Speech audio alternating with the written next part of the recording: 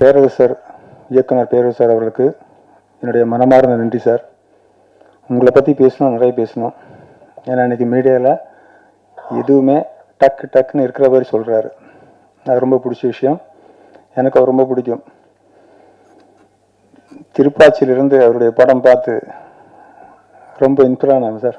ரொம்ப அருமையாக பண்ணுவார், எல்லாமே நல்லா பண்ணுவார். அவர் இங்கே வந்து இந்த விழாவுக்கு வந்தனால ரொம்ப சந்தோஷம். மற்றும் சேலம் ஆர்ஆர் பிரியாணி தமிழ் செல்வன் சார், அவரை பிடிக்கிறதுக்கு ரொம்ப கஷ்டம் சார். உங்களை பிடிக்கிறதுக்கு ரொம்ப கஷ்டப்பட்டோம். ஆனால் கண்டிப்பாக அந்த விழாவுக்கு வரேன்னு சொல்லி சொன்னார். அதே மாதிரி வந்துட்டார். அதுக்கும் என்னுடைய ரொம்ப சந்தோஷம். அப்புறம் சவுத் இண்டியன் ஒரு ஹீரோ மாஸ்டர் மகேந்திரன் அவர்களுக்கு என்னுடைய மனமார்ந்த நன்றி. அவர் அவ்வளோ பெரிய வில்லனாக கேரக்டர்லாம் பண்ணிட்டு ரொம்ப சைலண்ட்டாக இருக்கார் சார். நீங்கள் வந்து ரொம்ப சந்தோஷம் சார். இந்த விசாரணை கைதி படத்துக்கு ஒரு பெருமை தான். அப்புறம் இந்த யூடியூபே கலக்கிட்டு இருக்கார் இப்போ சினிமா வெட்டி கூல் சுரேஷ் சார். அவர் இங்கே வருவாங்க எனக்கு தெரியவே தெரியாது. இங்கே வந்த பார்த்தா அப்படியே களை கட்டிருச்சு. ஏன்னா அவர் போகிற இடம்லாம் அப்படி தான் இருக்கும். நம்ம ஒரு கண்டென்ட் கொடுப்போம், அது பேச மாட்டார். அவர் கண்டென்ட் எடுத்து பயங்கரமாக பேசுவார். அதுதான் அவர் சமய ஏன் சார் இன்னைக்கு வந்து ஒரு விளம்பரப்படுத்திட்டார் அவர் போட்ட காஸ்டியூம்ஸ்க்கு.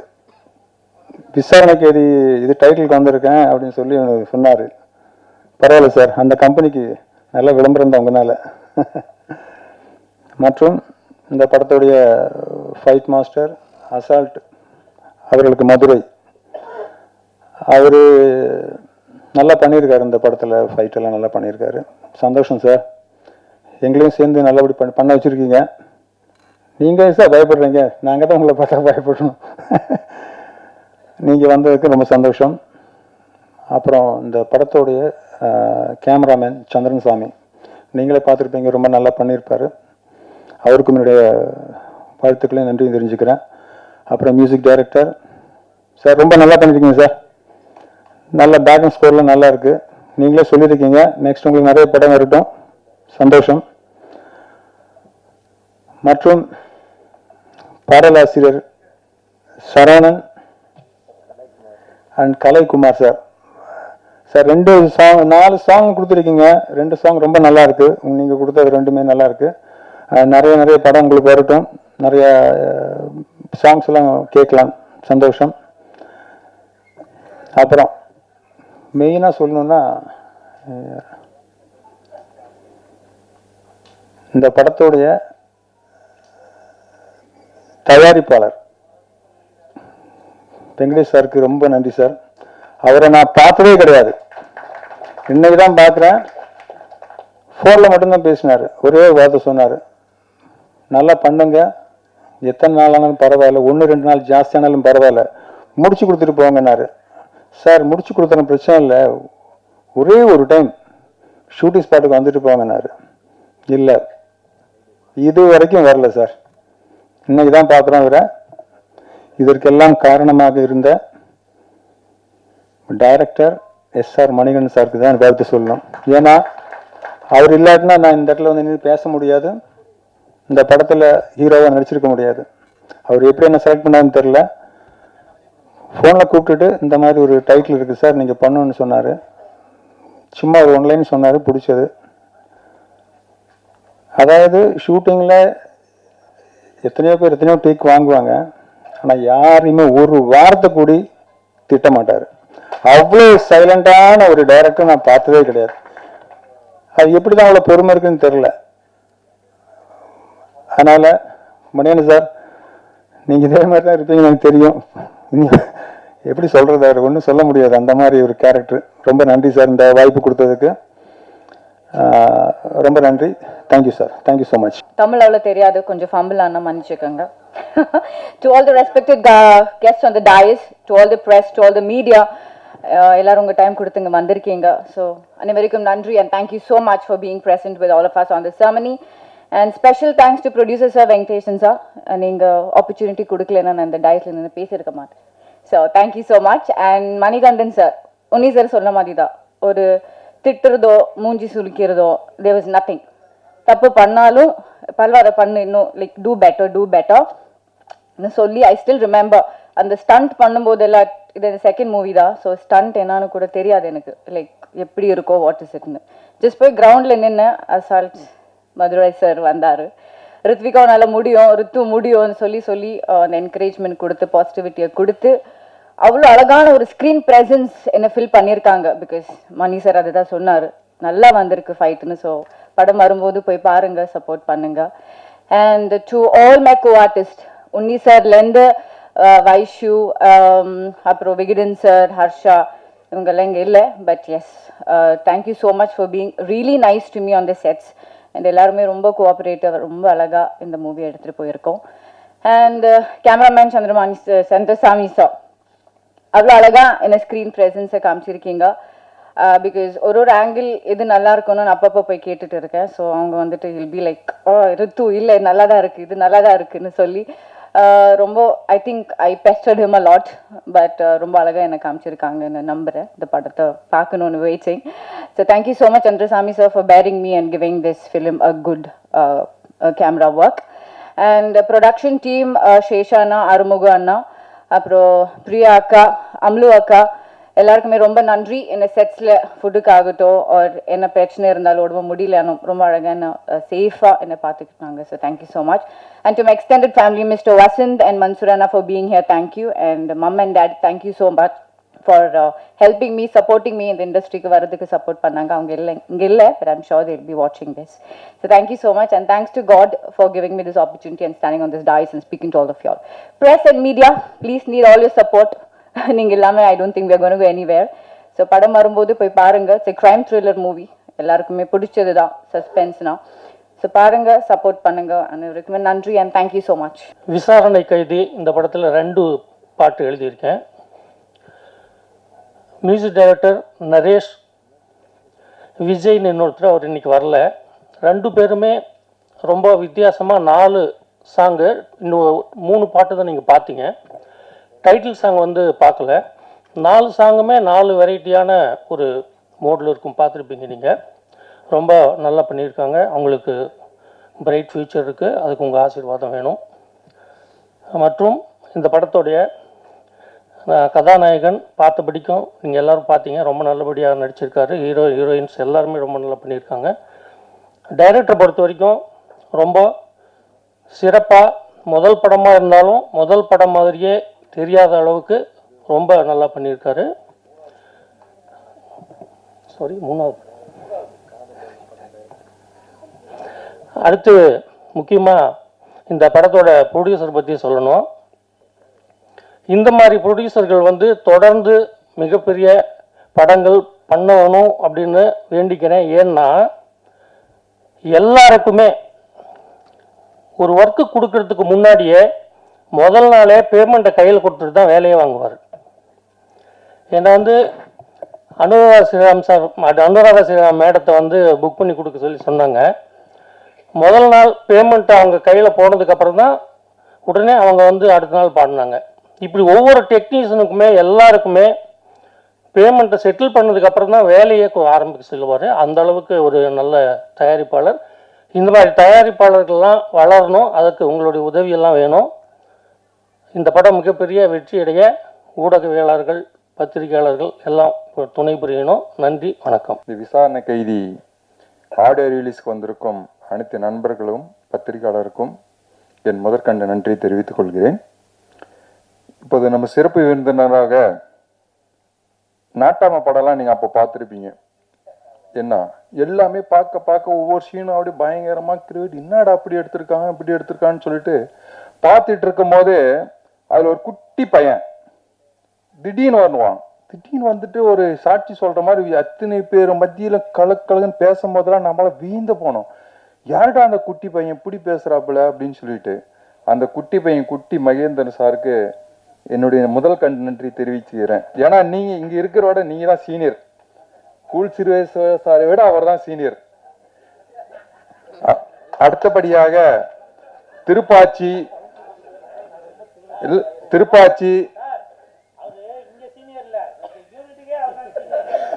அதனால தான் அவருக்கு முதல் வணக்கம்.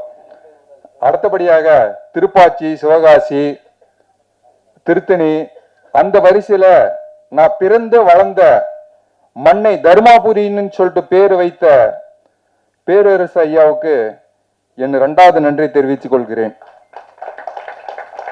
அடுத்தபடியாக எங்க ஊரில், பக்கத்து ஊரில் மண்ணில் பிறந்த சேலம் ஆர்ஆர் ஐயா, ஹோட்டல் ஐயாவுக்கு என்ன இன்னொரு நன்றி தெரிவித்துக் கொள்கிறேன்.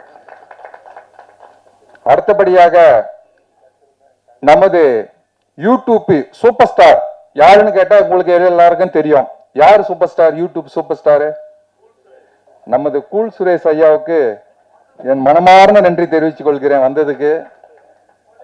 அடுத்தபடியாக நமது புரொடியூசர், தயாரிப்பாளர் வெங்கடேசன் அவர்கள் எங்க இருக்காரு என்னன்னே தெரியாது.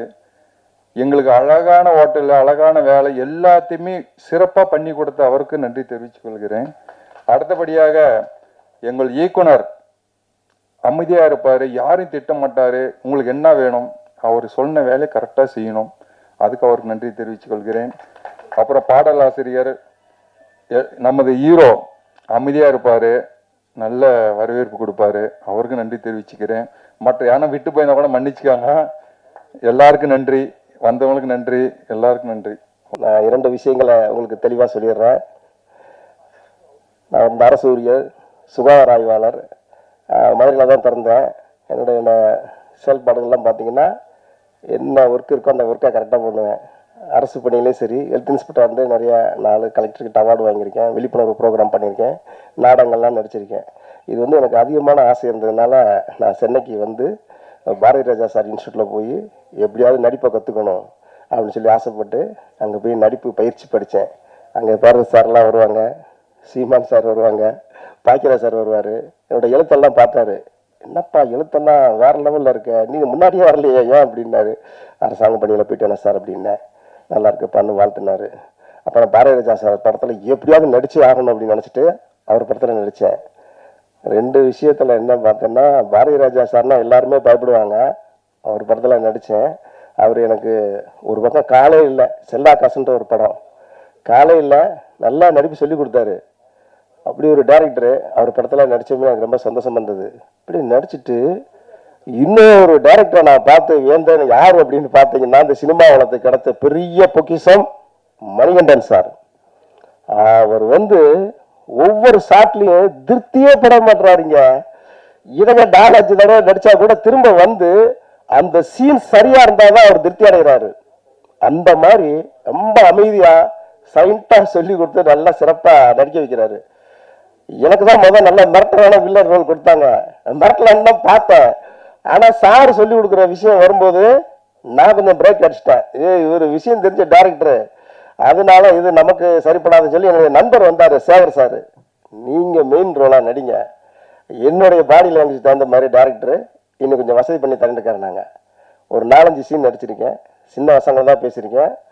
அந்த வசனங்களை கூட மிரட்டுற மாதிரி பண்ணி கொடுத்துட்டாரு, அருமையான வாய்ப்பு கொடுத்தாரு. இந்த சினிமா ஏமாத்துறவங்கெல்லாம் நிறைய சென்னையில் இருக்காங்க, அவங்கெல்லாம் ஏமாந்து போயிடுவாங்க. ஆனால் சினிமாவை வந்து நேசித்து உயிராக நினச்சி வாழ்ந்தவங்கெல்லாம் சாதிப்பாங்க. அந்த சாதனை இயக்குநர்களில் நம்ம டைரக்டர் ஒருத்தர் சிறப்பாக படம் எடுத்திருக்காரு. அருமையான கதை. ஒரு சீனில் நீங்கள் கண் கலங்குவீங்க. அது என்ன சீனுன்னு நீங்கள் திரையில் பாருங்கள். ஒவ்வொரு சீனையும் அப்படியே சிற்பம் மாதிரி செதுக்கியிருக்காரு. பாடல்கள்லாம் ரொம்ப அருமையாக வந்திருக்கு. எத்தனையோ படங்கள் வந்தாலும் இந்த விசாரணை கதை வந்து முக்கியமான ஒரு முத்திரை பதிக்குன்னு சொல்லி எல்லாருக்கும் சொல்லிக்கிறேன். அப்புறம் சார் ஆர்ஆர் சார் வந்திருக்காரு. அவர் ரொம்ப ஒரு நல்ல மனிதர், நிறையா படங்களுக்கு ஒத்துழைப்பு கொடுப்பாரு. அவர்கிட்ட தொழிலாளர் இருக்கிற எல்லாத்தையும் நல்லா நட்பாக வச்சுக்கிறவாரு. அவர்லாம் அங்கே வந்து சிறப்பாக செஞ்சது ரொம்ப மகிழ்ச்சியாக இருக்குது. ஒவ்வொரு படங்களுக்கும் அவருடைய சப்போர்ட் எங்களுக்கு ரொம்ப மகிழ்ச்சியாக இருக்குது. இன்று கூட பாக்கியராஜ் சார் வரேன் இருந்தார், அவர் ஷூட்டிங் போகிறதுனால வர முடியல. விக்ரமன் சார் டைரக்டருக்கு மெசேஜ் போட்டேன், படம் வெற்றி பெற வாழ்த்துக்கள் அப்படின்னாரு. டைரக்டர் ஆர் சுந்தரரத்தன் சாருக்கு அழைப்பல் கொடுத்தேன், அவங்களாம் வாழ்த்துனாங்க. இத்தனை பேரோட வாழ்த்துக்கள் இருக்குது இந்த படங்களுக்கு. டைரக்டர் சார் வந்து நல்ல படம் சக்ஸஸ் பண்ணி கொடுத்துருக்காரு. அனைவரும் திரையில் போய் பாருங்கள், நல்ல படங்கள் ஜெயிக்கணும். நானும் விரைவில் வந்து அரசு பணியிலேருந்து திரையுலகத்துக்கு வரப்போகிறேன். நல்ல கதைகளாக நடிப்போம், நல்லா நடிப்போம், சக்ஸஸ் பண்ணுவோம். அனைவருக்கும் நன்றி.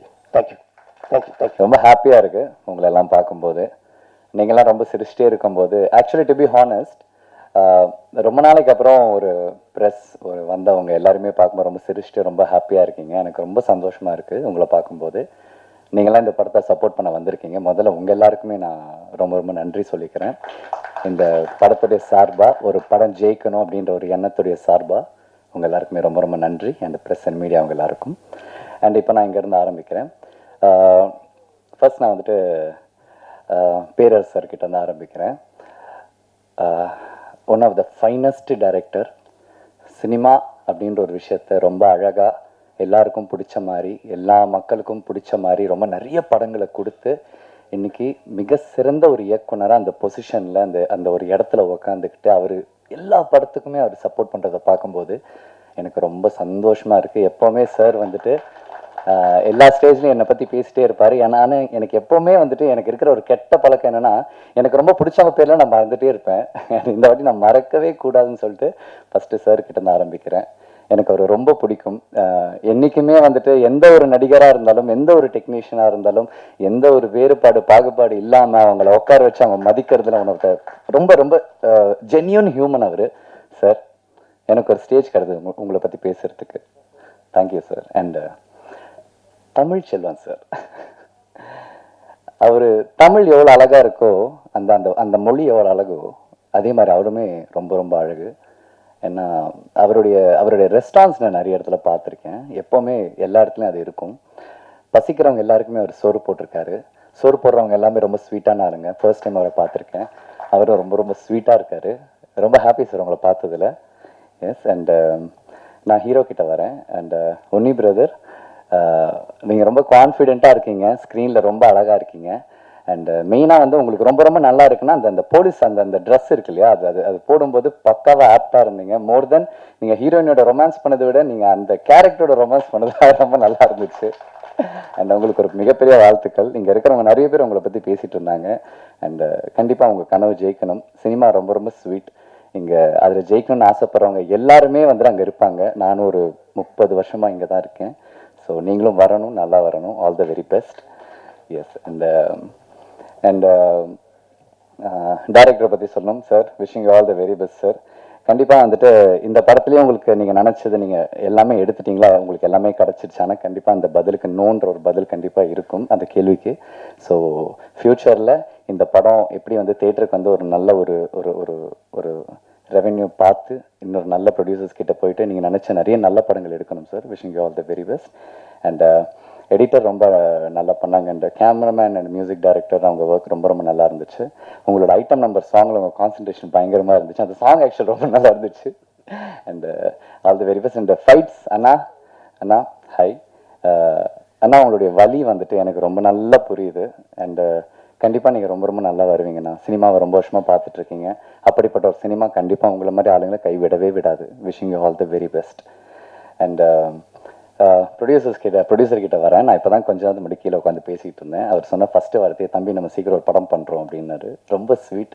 Thank you so much sir for your offer. And sir, இன்னைக்கு சினிமா உண்மையாகவே ரொம்ப ரொம்ப நல்லா இருக்கும் சார். இது ஒரு நல்ல ஸ்டேஜ்னு நினைக்கிறேன். சில விஷயங்களை நான் வந்து ரொம்ப ஹாப்பியாக சொல்லணும்னு நினைக்கிறேன் சார். இன்றைக்கி உட்காந்துருக்கிற சிஎம் வந்துட்டு நிறைய ப்ரொடியூசர்ஸ் ஜெயிக்க வச்ச ஒரு சிஎம். கண்டிப்பாக வந்து உங்களையும் கண்டிப்பாக உங்களுக்குமே உங்களுக்கான ஒரு தேட்டராக இருக்கட்டும், எதாக இருக்கட்டும், அந்த சிஎம் கண்டிப்பாக பண்ணுவார். அண்ட் இந்த திரைத்துறைக்கு வந்துட்டு ராஜ்மோகன் அண்ணா வந்திருக்காரு. எனக்கு ரொம்ப ரொம்ப ரொம்ப சந்தோஷமாக இருக்குது. ஏன் அப்படின்னா, நிறைய இடத்துல பார்க்குறேன் அவருக்கு என்ன பெருசாக எக்ஸ்பீரியன்ஸ் இருக்கும் அப்படிலாம் சொன்னாங்க. அவருக்கு நிறைய எக்ஸ்பீரியன்ஸ் இருக்குது. நிறைய சினிமா மக்கள்கிட்ட வந்துட்டு அவர் ஒரு நல்ல கனெக்ஷனில் இருந்திருக்காரு. அவர் பாலிடிக்ஸ் வர்றதுக்கு முன்னாடியே அவர் நிறைய நல்ல நல்ல ஆட்கள், நல்ல நல்ல கஷ்டப்படுற ஆர்டிஸ்ட் கிட்டலாம் அவர் நிறைய பேசியிருக்காரு. ஸோ அவர் இந்த பொசிஷனில் உட்காந்தது எனக்கு ரொம்ப ரொம்ப ரொம்ப ஹாப்பியாக இருக்குது. அண்ட் அவருக்கு நான் விஷ் பண்ணிட்டேன். எங்கள் சிஎம்க்கு நான் விஷ் பண்ண மாட்டேன். ஏன்னா எங்கள் சிஎம் வந்துட்டு அவர் நினச்சது அவர் செஞ்சிட்டாரு. எனக்கு அதில் ரொம்ப ஹாப்பியாக இருக்குது. நான் இது வரைக்கும் எந்த ஒரு எலெக்ஷன்ஸுமே நான் உட்காந்து அவ்வளோலாம் வந்து நோண்டிலாம் பார்த்ததே கிடையாது. திஸ் அ ஃபர்ஸ்ட் டைம் அவருக்கு என்ன நடக்குது என்னன்னு சொல்லிட்டு எல்லாமே நானுமே பார்த்துக்கிட்டு இருந்தேன். ஸோ அவருடைய வெற்றி வந்துட்டு ஒட்டுமொத்த தமிழ் மக்களோட வெற்றி, அவங்களுடைய எண்ணத்துக்கான ஒரு வெற்றி. So wishing him all the very best. இந்த ஸ்டேஜை அதுக்கு நான் யூஸ் பண்ணிக்கிறேன். அண்ட் அந்த நடித்த அந்த வில்லனாக இருக்கட்டும், அண்ட் அந்த அப்பாவை நடித்தவராக இருக்கட்டும், அண்ட் சார் நீங்களாம் ரொம்ப கான்ஃபிடென்ட்டாக நல்லா பேசுனீங்க சார். சினிமாவில் வந்து நீங்கள் எவ்வளோ வருஷம் இருக்கீங்கன்னு எனக்கு தெரியாது, பட் இந்த இடத்துல பேசணும் அதுக்கு நல்ல கான்ஃபிடென்ட் ஒன்று வேணும். அது உங்கள் எல்லாருக்கிட்டையும் இருந்துச்சு. Wishing you all the best sir உங்கள் எல்லாருக்கும். அண்ட் கூல்னா ரொம்ப க்யூட்டாக செம்மையாக இருக்கீங்க. அண்ட் எனக்கு எனக்கு எனக்கு ரொம்ப ரொம்ப பிடிக்கும். எனக்கு எனக்கு ஏன் இவரை ரொம்ப பிடிக்கும்னா, எதுவாக இருந்தால் ரொம்ப தைரியமாக பேசுவார், யாருக்கும் பயப்பட மாட்டார். சினிமாவை ரொம்ப வருஷமாக நேசிச்சுட்டு இருக்காரு. பெரிய படமோ சின்ன படமோ அது எந்த படம் அது ஜெயிக்குதோ தோக்குதோ அதெல்லாம் தேவையே கிடையாது. அந்த படங்களுக்கு ஒரு ப்ரமோஷனாக அவங்க கூப்பிடலன்னா கூட சில படங்களுக்கு அவர் ப்ரமோட் பண்ணி கொடுத்துருக்காரு. ஸோ சினிமா ஜெயிக்கணும் ஜெயிக்கணும்னு சொல்லிட்டு இருக்காரு. நீங்களும் நிறைய நல்ல நல்ல படங்கள் பண்ணணும், பெரிய படங்கள் பண்ணணும், சீக்கிரமாக ரொம்ப ரொம்ப பெரிய இடத்துக்கு போகணும். And wishing all the very best. ரொம்ப ஹாப்பி உங்கெல்லாம் பார்த்ததில். அண்ட் இந்த பிஆர்ஓ இங்கே வாங்கலை ஒரு நிமிஷம், இவரை பற்றி நான் கண்டிப்பாக பேசணும். ஏன்னா இவர் கூப்பிட்டு தான் இந்த ஒரு ஸ்டேஜுக்கும் இந்த ஒரு படத்துக்காகவே நான் வந்தேன். அண்ட் ரொம்ப ரொம்ப நல்ல மனுஷன். நிறைய ப்ரொடியூசர்ஸ் நல்லா பார்த்துக்கோங்க. நல்ல படம் நல்லா வரணும்னு சொல்லிட்டு 24/7 கஷ்டப்படுற ஒரு மனுஷன். ஸோ யா, அண்ட் ரொம்ப ஹாப்பி உங்கள் எல்லாரையும் பார்த்ததில். And thank you so much. Thank you. மேடையில் பேசி கைத்தட்டல் வாங்குற அளவுக்கு நான் பெரிய பேச்சாளர் இல்லை, அதனால் தயவு செஞ்சு நீங்களே ஒரு தடவை கைத்தட்டிடுங்க. இந்த கைத்தட்டல்கள் அனைத்தும் விசாரணை கைதி அந்த டீமுக்கு தான் போய் சேரும். இப்போ நான் ட்ரெய்லர் பார்க்கும்போது, சாங்ஸ்லாம் பார்க்கும்போது எல்லோரும் அவ்வளோ என்ஜாய் பண்ணி பார்த்தாங்க. மகேந்திரன் எல்லாரையும் விட மகேந்திரன் வந்து ரொம்ப என்ஜாய் பண்ணி அந்த குத்து சாங்லாம் ரொம்ப என்ஜாய் பண்ணி பார்த்தாரு. ஸோ இன்னமும் வந்து அவர் நாட்டாமலேருந்து இன்னும் அந்த டீச்சரை தூக்கின்னு போனது யாருன்னு இன்னும் அவர் மறக்காமல் இருக்கிறாருன்னு நினைக்கிறேன். என்றும் இளமோடு இருக்கும் மாஸ்டர் மகேந்திரனுக்கு வாழ்த்துக்கள். ஹீரோ உன்னிகிருஷ்ணன் அவர்கள், அவர் வந்து டூயட் பண்ணது, ஆக்ஷன் பண்ணது, எனக்கு அதெல்லாம் விட அவரோட தாடி தான் ரொம்ப பிடிச்சிருந்தது. எல்லாருக்கும் தாடி நமக்கு இது வரைக்கும் வரும், இல்லை சில பேருக்கு ஆட்டு தாடி மாதிரி வரும். இவருக்கு பார்த்தீங்கன்னா அந்த இதில் ட்ரெயிலர் பார்க்கும்போது தெரிஞ்சது, சாங்லாம் இப்படி கிராஸாக இருந்துச்சு. அப்போ வந்து அசோகன் சார் வச்சுருப்பார். அந்த மாதிரி ஒரு நல்ல ஸ்டைலாக அந்த கிருதாவோடு சேர்ந்து அந்த தாடி எனக்கு ரொம்ப பிடிச்சிருந்தது சார். உங்களுக்கு என் மனமார்ந்த வாழ்த்துக்கள். ஏன்னா ஒரு ஹீரோட்டையும் ஒரு ஸ்டைல் இருக்கும். இப்போ ரஜினி சார்கிட்ட ஒரு ஸ்டைல் இருக்கும், ஆக்ஷன் கிங்கிட்ட ஒரு ஆக்ஷன் ஸ்டைல் இருக்கும். அந்த மாதிரி உங்கள்கிட்ட அந்த தாடி வந்து நல்ல ஸ்டைலாக இருக்குது. உங்களுக்கு மனமார்ந்த வாழ்த்துக்கள். அப்புறம் படத்தோட தயாரிப்பாளர் வெங்கடேஷ் சார், உங்களுக்கு வாழ்த்துக்கள் சார். இப்போ உங்களை பார்க்கும்போதே தெரியுது நீங்கள் கல்லங்கப்படம் இல்லாத ஒரு மனிதராக இருப்பீங்கன்னு நினைக்கிறேன். உங்களுக்கு மனமார்ந்த வாழ்த்துக்கள். சரிங்களா? அப்புறம் டைரக்டர் மணிகண்டன் சார் ரொம்ப ஒரு மாதிரி பதட்டத்தில் இருக்கிறாரு. உங்களுக்கு மனமார்ந்த வாழ்த்துக்கள். கண்டிப்பாக அந்த படம் நீங்கள் ஜெயிப்பீங்க. சரிங்களா? ஏன்னா நீங்கள் வந்து ரொம்ப சைலண்ட்டாக இருக்கும்போது நான் பேச மாட்டேன், என் படம் பேசும் அப்படின்ற மாதிரி சைலண்ட்டாக உட்காந்துருக்கேன். உங்களுக்கு மனமார்ந்த வாழ்த்துக்கள். அப்புறம் ஹீரோயின் ரித்திகா ஸ்ரீ, நான் போகும்போது கூட சொன்னேன் என் பேர் கூல் சுரேஷ்னா. அவங்க அதை பற்றிலாம் அதுங்க ரொம்ப நேராக வந்து பிபிசியில் நியூஸ் வைக்கிற மாதிரி கடன்னு இங்கிலீஷில் பேசிட்டு போயிட்டீங்க.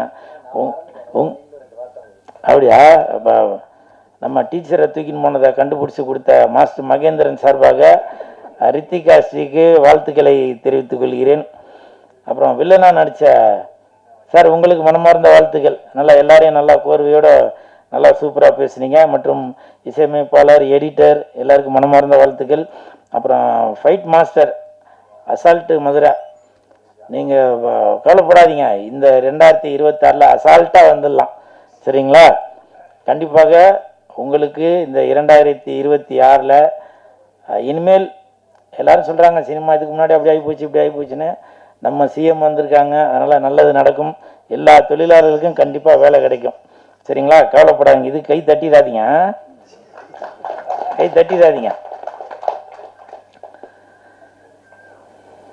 அப்புறம் என் உயிரினும் மேலான அன்பு உடன்பிறப்பு சேலம் ஆர்ஆர் ஐயா அவர்களுக்கு என் மனமார்ந்த நன்றிகளை தெரிவித்துக் கொள்கிறேன். என் நெஞ்சில் குடியிருக்கும் பேரரசருக்கு என் நன்றியை தெரிவித்துக் கொள்கிறேன். உங்களால் நான், உங்களுக்காகவே நான் அப்படின்னு டீச்சரை தூக்கி போனதை இன்ன வரைக்கும் நமக்கு ஞாபகப்படுத்தி கொண்டு இருக்கும் மாஸ்டர் மகேந்திரன் அவர்களுக்கு என் நன்றியை தெரிவித்துக் கொள்கிறேன். என் இரத்தத்தின் இரத்தமான லெஜண்ட் ரசிகர் மன்ற நிர்வாகிகள் அனைவருக்கும் எனது நன்றியை தெரிவித்துக் கொள்கிறேன். மற்றபடி இந்த விசாரணை கைதி அந்த இடத்துல ஒரு விசாரணை நடக்கணும் அப்படின்றதுக்காக இந்த மேடையை நான் பயன்படுத்திக்கிறேன். ராஜன் சார், உங்களுக்கா நான் ஒரு தடவை ஸ்டேஜ் அங்கே பார்த்தேன். ஒருத்தர் கூட உங்களுக்கு ஏதோ மனக்கசப்பு, அப்போ உங்கள் தொடைய அப்படி எடுத்து வாடா அப்படின்னீங்க. அதெல்லாம் நான் பார்த்து வியந்து போனேன். அவ்வளோ ஒரு வீரமான மனுஷன். உங்களுக்கு என்ன சார் அப்படி கஷ்டம்? அவங்க மகன் இன்னைக்கு பேட்டியில் சொல்கிறாரு, எதுவும் ரூமரை கலப்பாதீங்க அப்படின்னு.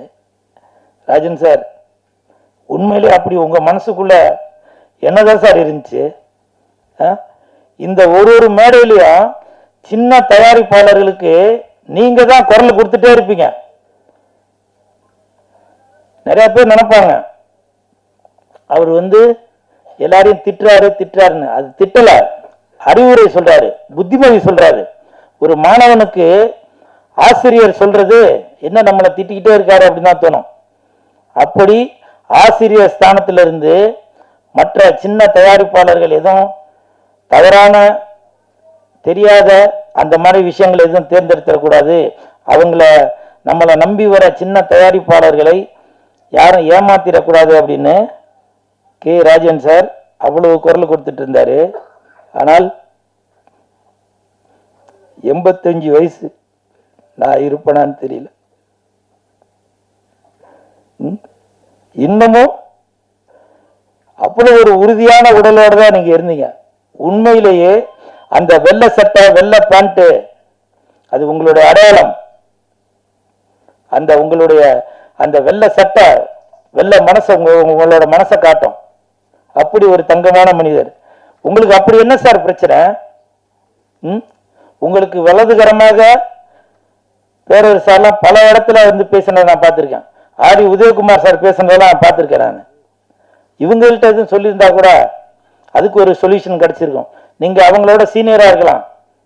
இருந்தாலும் வயது ஆக ஆக எனக்கு தெரியும், என்னோட அப்பா இறந்துட்டாரு இதே மாதிரி தான். ஏன்னா வயசு ஆக ஆக அவங்களுக்கு குழந்தை மாதிரி மனசு ஆயிரும். தன்னுடைய பசங்களா இருந்தாலும் சரி, மனைவியாக இருந்தாலும் சரி, காசு பணம் எதுக்குமே ஆசைப்படாம அப்படி இருப்பீங்க. நான் அனுபவப்பட்டவன்.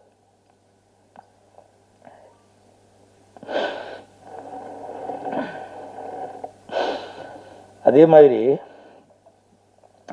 சிஎம் விஜய் சார் இன்னைக்கு சிஎம் ஆயிருக்காரு.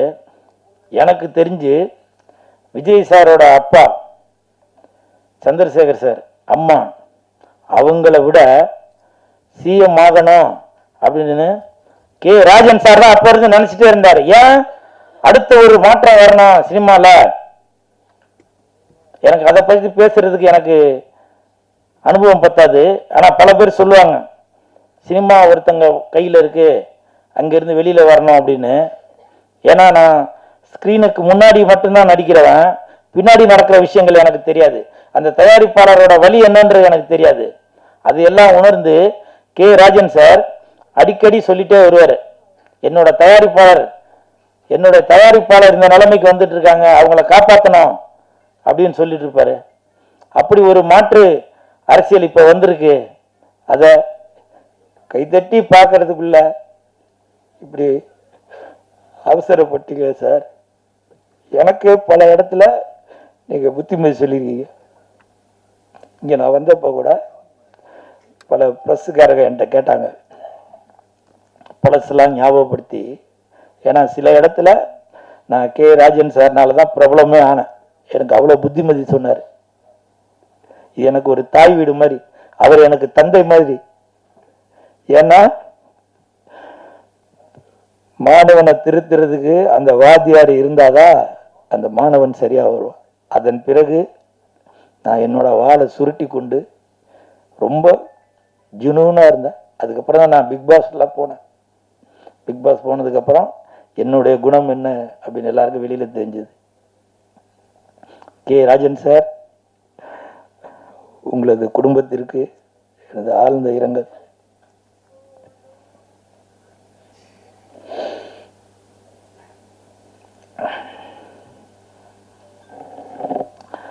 அதே மாதிரி இன்னொரு பிரச்சனை, நான் குடும்பத்தை நான் சொல்கிறேன். ஜெயம் ரவி சார், ரவி மோகன் சார், உங்களோட கதர்லாம் நான் பார்த்தேன். அந்த வீடியோவை எடுத்து நான் யாருக்கு அனுப்பணுமோ அந்த வீடியோவை அனுப்பிச்சேன். எல்லா குடும்பத்திலையும் பிரச்சனை இருக்க தான் சார் செய்யுது. யாருக்கு பிரச்சனை இல்லை? எவ்வளோ பெரிய ஆள் வேணா எடுத்துக்கோங்க. சினிமா மட்டும் இல்லை, அரசியல், தொழிலதிபர் யாராக இருந்தாலும் சரி பிரச்சனை இருக்குதான் செய்யுது. நீங்கள் அதை வெளியில் கொண்டு வந்து வேடிக்கை பார்க்குற நிலைமை தான் வந்திருக்கு. பல பேர் சப்போர்ட் பண்ணுவாங்க, பல பேர் எதிர்ப்பு தெரிவிப்பாங்க. இதே மாதிரி நடிகர் பிரசாந்த் அவர்கள், எனக்கு தெரிஞ்சு சூப்பர் ஸ்டார் ரஜினி சாருக்கு பிறகு அடுத்த இடத்தை பிடிக்க வேண்டியவர் தியாகராஜன் சாரோட சன் பிரசாந்த் சார் தான். அவர் பிடிச்சிருக்கணும். அவரும் இந்த மாதிரி ஒரு குடும்ப சூழ்நிலையில் மாட்டிக்கிட்டு அந்த இடமே வெற்றிடமாச்சு. அதனால் ஜெயம் ரவி சார், தயவு செய்து சொல்கிறேன், நானும் ஒரு குடும்பஸ்தன், அதனால் உங்களுடைய உடன்பிறவா சகோதரனா சொல்கிறேன், ஏற்ற இறக்கங்கள் இருக்க தான் செய்யும். அதை தயவு செய்து பெரியவங்க பேசி அதை முடிவு பண்ணுங்க. ஏன்னா இந்த நேரத்தில் வார்த்தைகளை கொட்டிட்டாக்க, ஏன்னா உங்களுக்கு 2 பசங்க இருக்காங்க, நான் அவங்க பசங்களுக்காக தான் வாழ்ந்துட்டு இருக்கேன்னு 2 பேருமே மாறி மாறி சொல்லிட்டு இருக்கீங்க. அதனால் தயவு செய்து சொல்கிறேன், நீங்கள் என்னோட சின்னவரா பெரியவரா இல்லை உங்கள் வயது உடையனா என்னன்ற எனக்கு தெரியல. ஏன்னா உங்கள் கம்பெனியில் நான் சாப்பாடு சாப்பிட்டவன், சம்பளம் வாங்கினவன், அந்த நன்றி உணவோடு சொல்கிறேன். தயவு செய்து ஜெயம் ரவி சாருக்கு தகுந்த, அதற்கு தகுதி உள்ளவர்கள் அவங்க 2 பேருக்குமே ஒரு கவுன்சிலிங் கொடுத்து இணைத்து வைக்க பாருங்க. ஏன்னா ஜெயம் ரவி சாரோட குடும்பம் எனக்கு நல்லா தெரியும். அப்படிப்பட்டவங்க இல்லை அவங்க. எல்லா குடும்பத்திலும் பிரச்சனை இருக்க தான் செய்யும். ஆர்த்தி மேடம், நீங்க என்னோட சின்னவங்களா கூட இருப்பீங்க. உங்க பாதம் தொட்டு கேட்கிறேன், உங்களுடைய குழந்தைகளோட நலன் கருதி தயவு செய்து நீங்க ஒரு சுமூகமான ஒரு முடிவு எடுத்து நீங்க ஒத்துமையா வாழணும். ஜெயம் ரவி சார், நீங்க வந்து கோபத்துல வந்து சொல்றீங்க நான் இனிமேல் நடிக்க போறதில்லை அப்படின்னு. எனக்கு சினிமா இண்டஸ்ட்ரியை சேர்ந்தவங்க சொன்னாங்க, சேட்டலைட் நல்லா வியாபாரம் ஆகுறது ஜெயம் ரவிக்கு தான் அப்படின்னு. அப்படிப்பட்ட ஒரு மனிதரை ஏன் தமிழ் சினிமா இழக்கணும்? உங்களுடைய குடும்ப சூழ்நிலைக்காக எதுக்கு பல தொழிலாளர்களோட வாழ்வாதாரம் பாதிக்கணும்? அதனால ஜெயம் ரவி சார், ஆர்த்தி மேடம், தயவு செய்து நீங்க இல்லைனாக்கா வேற யாரோட ஒத்துழைப்பும் இல்லாமல் நீங்களே பேசி ஒரு முடிவு எடுங்க. ஏன்னா நான் குடும்பஸ்தன், எனக்கு தெரியும். எனக்கும் பல துன்பங்கள் இன்ன வரைக்கும் இருந்துட்டு தான் இருக்கு. எல்லாத்தையும் நான் சமாளிச்சு தான் போயிட்டு இருக்கேன். அதுதான் குடும்பம். ஸ்டேஜில் உள்ளவங்களுக்கு பல பேருக்கு தெரியாது. ஏன்னா வழி சொல்றதுக்கு ஊரே வரும், ஆனா வழி சொல்றதுக்கு ஒருத்தர் கூட வரமாட்டாங்க. அப்படிப்பட்ட தட்டுங்க சார். இது எனக்கு மட்டும் இல்ல, ஜெயம் ரவிக்கு மட்டும், எல்லாருக்கும் தான் சொல்றேன். வழி சொல்றதுக்கு ஊரே வரும், ஆனால் வழி சொல்றதுக்கு ஒருத்தம் கூட வரமாட்டாங்க. என்ன கூட பல பேர் சொல்லுவாங்க, எதுக்கு நீ தியேட்டர்ல போய் கத்திட்டு இருக்கிற, எதுக்கு நீ அந்த நிகழ்ச்சிக்கு போற இந்த நிகழ்ச்சிக்கு போற அப்படின்னு. நீங்க டைரக்டர் தானே, நீங்க ப்ரொடியூசர் தானே, எனக்கு ஒரு வழி காட்டலாம்ல. அதுதான். அதனால ஜெயம் ரவி சார், தயவு செய்து நீங்க இதை புரிஞ்சு 2 பேரும் சுமூகமாக ஒரு முடிவு எடுங்க. அப்புறம் இது விசாரணை கைதி அப்படின்றதால இந்த விசாரணை சொல்றேன் நான். முதல்ல குழந்தைகளுக்கு, அதாவது இப்போ உள்ள குழந்தைகளுக்கு செல்போனை காமிச்சு அதில் உள்ள ரீல்ஸை காமிச்சு தான் சோறு ஊட்டிட்டு இருப்பாங்க. தெரியாதனமாக நம்ம சிஎம் விஜய் சார் ஒரு அறிக்கை ஒன்று கொடுத்துட்டாரு, இனிமே டாஸ்மார்க்ல 10 ரூபா பணம் வாங்க மாட்டாங்க எக்ஸ்ட்ரா அப்படின்னு. அது சொன்னதுதான் சொன்னாரு. ஆனா இப்போ எல்லாரும் அதை வீடியோ எடுத்து போட்டுட்டு இருக்காங்க. வேணும்னு அந்த கடைக்கு போறது, அவங்க கிட்ட வம்பு பண்றது, வம்பு பண்ணி அது ஒரு வீடியோவா எடுக்கிறது. எதுக்கு நீ 20 ரூபா வாங்குற, 10 ரூபா திருப்பி கொடுத்தாங்க, அந்த பாட்டில் திருப்பி கொடுத்தா 10 ரூபா திருப்பி கொடுத்துருவோம் இப்படின்னு சொல்லி வம்பு பண்ணிக்கிட்டு இருக்காங்க. அதாவதுங்க, எல்லாத்துக்குமே அரசாங்கம் உங்க பின்னாடியே வராதுங்க. நமக்கு தான் சுய ஒழுக்கம் வேணும். புரியுதுங்களா? உங்களுக்கு தெரியுது இல்ல, தண்ணி அடிச்சாக அது உடல் நலத்துக்கு கேடுன்னு தெரியுது. வேணும்னு அந்த ஒன் ஷாப்காரங்கிட்ட சண்டை வலிக்கணும்ன்றதுக்காகவே நீங்க போய் அங்கே போய் காசை கொடுத்து, இது வந்து 140 தான் போட்டிருக்கு, எதுக்கு நீ 160 வாங்குற அப்படின்னு நம்முடைய சிஎம் விஜய் சாருக்கு கெட்ட பேர் வாங்குறதுக்காக சில தீய சக்திகள் அந்த மாதிரி வேலை பார்த்துட்டு இருக்கிறீங்க. இதை வந்து நான் டிவிக்கேன்னு வர நான் வீடியோலாம் பார்த்தேன், டிவிக்கேன்னு வர பெருமையாக வேற சொல்றீங்க. எங்க அண்ணன் விஜய் சொல்லியிருக்காரு, நீ எதுக்கு 10 ரூபா எக்ஸ்ட்ரா வாங்குற, 20 ரூபா எக்ஸ்ட்ரா வாங்குற அப்படின்னு. இது எதுக்கு? ஒரு அரசை நல்வழிப்படுத்துறதுக்காக நம்ம இருக்கணும். ஏன்னா இப்ப அந்த வீடியோ நீங்க எடுத்து போடுறது இப்போ ஒரு மாசத்துக்கு முன்னாடி பாத்தீங்கன்னாக்கா ஜாலியா பெண்கள் ஆடுறதோ ஆண்கள் ஆடுறதோ ஏதோ ஒண்ணு அவங்க ட்ரெஸ் போட்டு ஏதோ ஒன்று பல இதெல்லாம் வரும். ஆனால் இப்போ கடந்த ஒரு வாரமாக திறந்தாக்க வெறும் ஒயின் ஷாப் வீடியோ தான் வருது. அப்ப அந்த வீடியோ பார்த்துட்டு இருக்க குழந்தைகளுக்கு என்ன தோணும்? தெரியாத பசங்களுக்கும் அது சரக்குனா என்ன தட்டுங்க சார், தெரியாத பசங்களுக்கும் அந்த விஷயம் தெரிய வரும். நம்மளும் அது என்னன்னு தெரிஞ்சுப்போம் அப்படின்னு. அதனால தயவு செய்து சுய ஒழுக்கம் நம்மள்கிட்ட தான் இருக்கணும். திட்டம் போட்டு திருடுற கூட்டம் திருடிக் கொண்டே இருக்கும், அது சட்டம் போட்டு தடுக்கிற கூட்டம் தடுத்து கொண்டே இருக்கும். திருடனாய் பார்த்து திருந்தாவிட்டால் திருட்டை ஒழிக்க முடியாது. அப்ப சொன்னீங்க எதனா ஒண்ணு தப்பு நடந்துச்சுனாக்க இது வந்து திமுகவோட வேலை அப்படின்னு, செந்தில் பாலாஜியோட வேலை அப்படின்னு சொன்னீங்க. இப்ப நீங்க யாரை குறை சொல்லுவீங்க? அதனால தயவு செய்து அந்த தீய பழக்கத்தை விட்டுருங்க. நீங்க வீடியோ போடுறதுக்காக நீங்க ஒன் ஷாப்புக்கு போறீங்களான்னு தெரியல. அப்ப 10 ரூபா வாங்கினாரு செந்தில் பாலாஜின்னு சொன்னீங்க, இப்ப 20 ரூபா வாங்குறாங்க அப்படின்னு அது ஒரு தவறான குற்றச்சாட்டை சொல்லிட்டு இருக்கீங்க. உங்களுடைய அந்த வீடியோ பார்க்கும்போது பொதுமக்களை விடுங்க, உங்களுடைய அம்மா அப்பா உங்களுடைய மகன்கள் மகள்கள் அக்கா தங்கச்சி எல்லாரும் பார்க்க மாட்டாங்களா? அந்த சூடு சொர்ணம் உங்களுக்கு வேணாமா? நல்லதே நடக்கும், கான்பிடண்டா இருங்க, வெற்றி நிச்சயம். இத்தனை நாள் அந்த டைட்டில் எப்படி விட்டு வச்சாங்கன்னு தெரியல. நல்ல டைட்டில் விசாரணை அப்புறம் படம் வந்து மிகப்பெரிய வெற்றி அடைஞ்சிருச்சு. கைதி அதுவும் மிகப்பெரிய வெற்றி.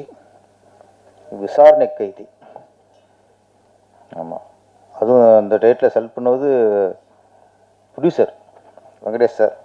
ஓகே, வாழ்த்துக்கள். விசாரணை கைதியை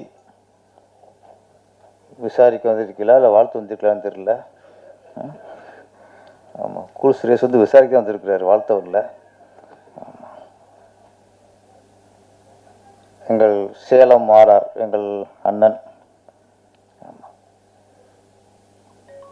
மிக சிறந்த மனிதர், மிக சிறந்த மனிதர்.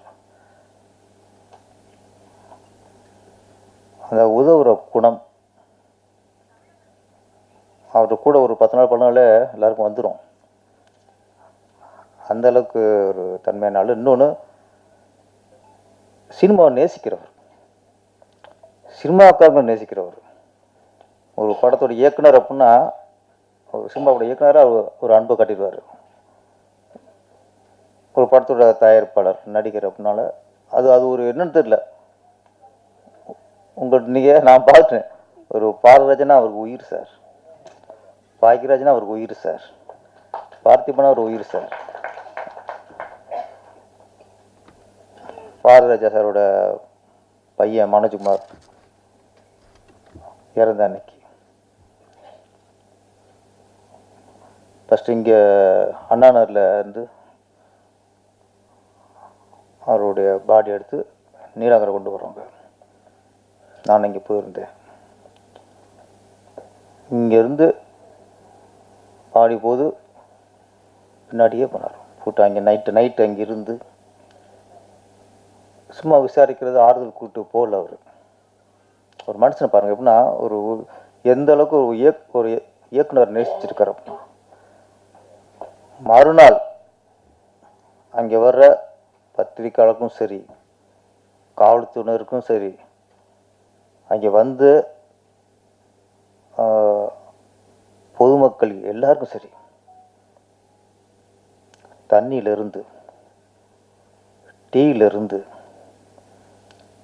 கால் டிஃபன் மத்தியான சாப்பாடுலேருந்து எல்லாத்தையும் ஒரு தனி மனிதனா ஒரு ஆள் இருந்து அரேஞ்ச் பண்ணார் சார். அவர்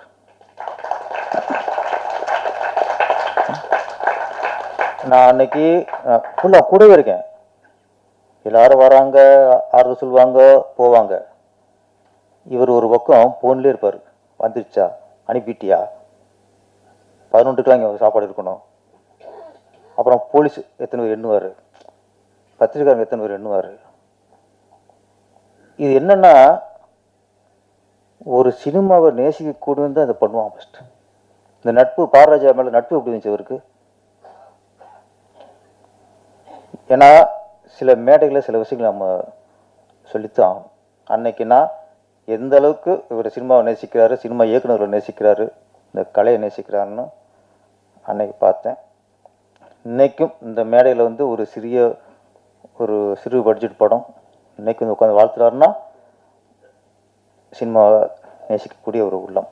நன்றிண்ணா.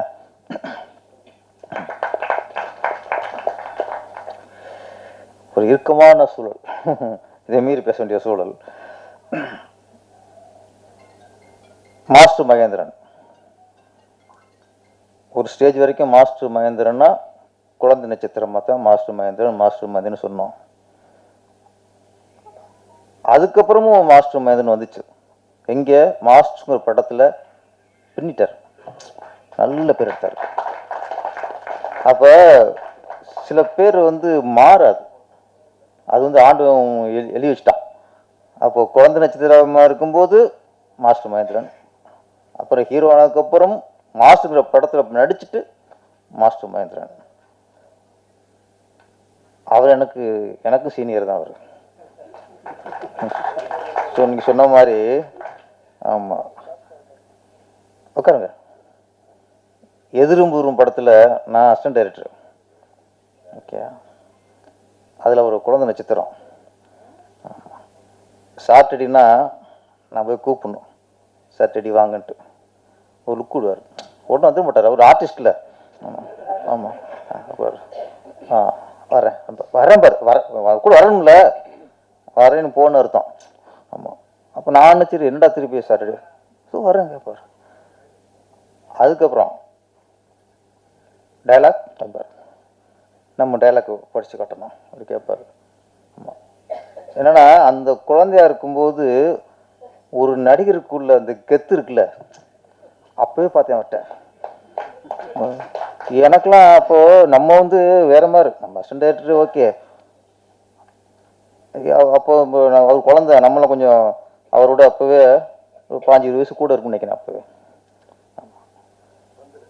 கோவம் உள்ள இருக்கான். அவனே என்ன கெத்து காட்டுற அப்படின்ட்டு அவன் காட்ட முடியாதுல்ல. ஏதாவது நான் திட்டுன்னு வச்சுக்க, அப்புறம் பிடிச்சிட்டு கம்ப்ளைண்ட் பண்ணி என்ன வேலை தூக்கிடுவாங்க. ஆமாம். அதனால எல்லாத்தையும் கொடுத்துட்டேன். ஆனால் அப்போ அந்த சூழலை பார்க்கும்போது ஒரு பந்தாவாக தெரிஞ்சுச்சு. அது பந்தா இல்லை, கெத்து, நடிகண்டா அப்படிங்கிற ஒரு கெத்து. அந்த கெத்து தான் இன்னைக்கு நீ சினிமாவில் பயணிச்சுக்கிட்டு இருக்கீங்க. வெற்றி அடையிற மட்டும் வெற்றி இல்லைங்க, நான் சொல்கிறேன். வெற்றி அடைய மட்டும் வெற்றி இல்லை, வெற்றிக்காக எவன் தொடர்ந்து போராடிக்கு இருக்கானோ அதான் வெற்றி. அதான் வெற்றி. அதுக்கு ஒரு தைரியம் வேணும், அதுக்கு ஒரு தில்லு வேணும், அதுக்கு ஒரு மன திடம் வேணும். எங்கடா போகுது எங்கள் சினிமா? என் சினிமா அது, நான் வெற்றி தீருவேன் அப்படின்னு அது ஒரு போராளி. வெற்றி அடைஞ்சிட்டா வெற்றி முடிஞ்சு வச்சு, வெற்றி அடைஞ்சிட்டான். அந்த வெற்றியை நோக்கி ஒருத்தன் பயணிக்கிறான் பாருங்க, லட்சிய பயணம். எதுவுமே காதல் அப்படித்தான். ஒரு பொண்ணு லவ் பண்ணுறோம், அவ சம்மதிக்கணும், அப்புறம் கல்யாணம் பண்ணுங்கிற போராட்டம். கல்யாணம் பண்ணிட்டா முடிச்சு வச்சு என்ன கூல் சார், சில விஷயம் அவருக்கு தெரியும். அது மாதிரி மகேந்திரன் சார் வந்து இதுக்கா சொல்ல, இதான் சார் லைஃப். ஜெயிக்கிறோட சார், ஜெயிக்கிறக்க போராடும்ல, அது லைஃப் சார். ஜெயிப்பீங்க, ஆனால் ஜெயிப்பீங்க. 2 வாழ்த்துக்கள் உங்களுக்கு. அப்புறம் நம்ம நடிகர் உன்னிகிருஷ்ணன் அடுத்த போராடி ரெடி ஆகிட்டு இருக்காரு. அவரும் ஏதாவது ஒரு படத்தை நம்ம தொடர்ந்து நடிச்சு எங்கேயாவது ஒரு படத்தை பேர் வாங்கிட மாட்டோமா அப்படின்ட்டு. ஒரு நடிகர் மட்டும் இல்லை, அவர் நடிக்கிற படத்தில் அந்த தயாரிப்பாளருக்கு பக்கபலமாக இருப்பார். அது எங்கேயும் படம் நின்றக்கூடாது, அதை ரிலீஸ் பண்ணி திரையிற வரைக்கும் கூட இருக்கிற நடிகர்னா உன்னிகிருஷ்ணன். ஏற்கனவே பல பொருளை சந்திச்சாரு. அப்போ நான் கூட இருந்துக்கனால பெரிய பஞ்சாயத்தான் நினைச்சு, அதனால சொல்கிறேன். உட்காருங்க. அசால்ட்டு மதுரை. மதுரைனால அசால்ட்டு தான் சார். ஏன்னா எதுக்கும் பயப்பட மாட்டாங்க. அட பார்த்துக்குவாங்க. அது மதுரைங்கிறது அது மண் அசால்ட்டாக நீங்கள் கரெக்டாக எனக்கு அசால்ட்டு மதுரைங்கும் போது மதக்காரன் நினச்சேன். அப்போ அது மண் மையம். நீங்கள் பூர்வீகம் மதுரைனாலே அதுதான் உங்கள் மண். நீங்கள் மண்ணின் மைந்தன். ஓகே, நீ அசால்ட்டாக ஜெயிச்சிருவீங்க. 2026 நமக்கு நீங்கள் இல்லை, நிறைய பேருக்கு 2026 நமக்குன்னு ஆகிப்போச்சு. அதனால் உங்களுக்கு 2026 கை கொடுக்கும். கவிஞர் கலைக்குமார் அவர்கள், சரவணன் அவர்கள். ஆமாம், கவிஞர்கள் கவிஞர்களே ஒரு சாப்பு கேட்டுருக்கு. எல்லாருக்கும் தனித்தனியாக செலவு போட்டாங்க. இந்த கவிஞர்னாலே அங்கே தான் எல்லாரும் சுருக்குவாங்க. சம்பளம் தர மாட்டாங்க, ஏன்னா எல்லாருக்கும் அள்ளி கொடுப்பாங்க. கவிஞர்னா 1 லட்சம் கிட்ட 10,000 தான் ஆரம்பிப்பாங்க. அப்படிதானே? இருந்தாலும் சில கவிஞருக்கு அந்த யோகம் கேட்குற பணத்தை கொடுப்பாங்க. வளர்ந்து வர கவிஞர் எல்லாமே என்னென்னா உங்களுக்கு ஒரு அதிர்ஷ்டம் என்ன, இப்போதைக்கு படங்களில் பாட்டு இருக்கிறதே பெரிய விஷயம். அப்புறம் ஒரு இடத்துலையும் 6 பாட்டு 7 பாட்டு அப்படி இருக்கும். இப்போல்லாம் படங்களில் பாடல் இருக்கிறதே அதிர்ஷ்டம். அதில் நம்மளுக்கு வாய்ப்பு வருது பெரிய அதிர்ஷ்டம். ஆமாம், அப்படியே பயணிப்போம். வாழ்த்துக்கள் சார், ரொம்ப நல்லா இருந்தது. அப்புறம் வில்லன் ராமச்சந்திரன். ஆமாம், ஓகே, சூப்பர். ஆமாம், நீங்கள் ஒரு டைலாக் கிட்டியே மறந்துட்டேன். அவர் சொல்கிறாரு, நான் அரசு வேலையை விட்டுட்டு சினிமாவுக்கு வர போகிறேன்ட்டு. நிறைய பேர் சினிமா விட்டு அரசுக்கு போகிறாங்க. நீங்கள் உள்டாவா அங்கேருந்து இங்கே வர்றீங்க. எல்லாம் ஒரு பரிமாற்றம் தான். பண்ட நீங்கள் அங்கேருந்து போகிறோம், நீங்கள் அங்கேருந்து வாங்க, மைக்கில் ஆயிரும் உட்காந்து. இல்லைன்னு அப்புறம் எங்கள் அப்பா நடித்தார் அண்ணன். ரொம்ப யதார்த்தமான ஒரு வில்லேஜ், ரொம்ப யதார்த்தமான ஒரு முகம் பண்ணினேன். ஆனால் இப்போ சேவ் பண்ணி கொஞ்சம் இதாக இருக்குன்னு நினைக்கிறேன். அது டக்குன்னு அடையாளம் தெரியல. அப்புறம் படத்தோட தயாரிப்பாளர் அவரை பார்த்த தேவமாக தெரில, வாய்ப்பு கேட்டு வந்த மாதிரியே இருக்கார். ஆமாம், இப்போ நான்லாம் இப்போ பெரிய தயாரிப்பாளரோட நான் இப்போ மதிக்கிறது யார் தெரியுமா? சின்ன தயாரிப்பாளர்லாம். ஏன்னா நான் திரும்ப சொல்லியிருக்கேன், பெரிய தயாரிப்பாளர்கள் பெரிய பெரிய நடிகர் எல்லாருமே அவங்க ஏற்கனவே கோடி கோடி சம்பாதிச்ச டெக்னீஷியன் தான் போடுறாங்க. Number 1 cameraman, number 1 music director, number 1 art director, character artist எல்லாமே பெரிய பெரிய ஆளுக்கு தான். எடிட்டர் எல்லாம் பெரிய ஆள் போவாங்க. அவங்க ஏற்கனவே காரு பங்களா செட்டில் ஆகிட்டாங்க. இந்த மாதிரி சின்ன புடிசை தான் சார் ஒரு 6 மாதம் வாடகை கொடுக்காமல் இருக்கிற ஒரு மேக்கப் மேனுக்கு வாய்ப்பு கொடுப்பாங்க. ஷூட்டிங் போய் 7-8 மாதம் இருக்கும். அந்த உதவி இயக்குனருக்கு உங்களை மாதிரி பிடிச்சதான் வாய்ப்பு கொடுப்பாங்க. நான் இப்போதைக்கு நான் தலை வணங்குறது சின்ன பிடிச்சது தான். அவங்க தான் நீங்கள் தான் எங்களை வாழ வைக்கீங்க. இந்த சினிமாவில் 80% நலிந்த தொழிலாளர்கள் தான். அவங்கள வாழ வைக்கிறதே அவங்கள மாதிரி சின்ன தயாரிப்பாளர் தான். அதனால் இப்போதைக்கு இந்த மாதிரி தயாரிப்பாளர் தான் மிகப்பெரிய தயாரிப்பாளர்கள். நீங்கள் தான் எங்களுக்கு பெரிய பெரிய தயாரிப்பாளர்கள். இருக்கிறவனுக்கே அள்ளி கொடுக்குறதில்ல, எல்லாரும் கொடுக்கவன் தான் தயாரிப்பாளர். வாழ்த்துக்கு சார். உங்களால் இந்த படத்தில் நிறைய பேர் சம்பாதிச்சிருப்பாங்க, நிறைய பேர் சோறு போட்டிருக்கீங்க. வாழ்த்துக்கு. அப்புறம் இந்த படத்துக்கு நான் தான் இயக்குனரா உட்காரன் அப்படின்னு அவருக்கு சந்தர்ப்பத்தை உட்காந்துருக்காரு. அவர் தான் மணிகண்டன். இவ்வளவு சாப்பிட்டா பார்த்ததில்லை, என்னையே ஃபர்ஸ்ட் பார்த்த மாதிரி இருக்கு. ஃபியூச்சரில் என்ன பண்ணி வந்துடுவீங்க என்ன? சரி, நல்ல கதை இருக்குன்னு நினைக்கிறேன். விசாரணை கைதி டைட்டிலே ஒரு இது இருக்கு, சென்டிமெண்ட்டு இருக்கு. அதை நீங்க சொல்லுங்க. இவருக்கு நான் என்ன வேலை பார்க்குறது தெரியல. தொகுப்பாளனி யாரு? கார்த்திகா? காயத்ரி நினைச்சேனா? அது தெளிவாக சொல்லுங்க. நான் காயத்ரியா ரெண்டுக்கும் ஒரே சேம். ஓகே, இந்த படத்தின் பிஆர்ஓ ஸ்பெஷலாக சுரேஷ் அழைத்து வந்த கார்த்திக்கு நன்றி. அதே மாதிரி தொகுப்பாளினி, கதாநாயகி காயத்ரிக்கு நன்றி. ஆமாம்.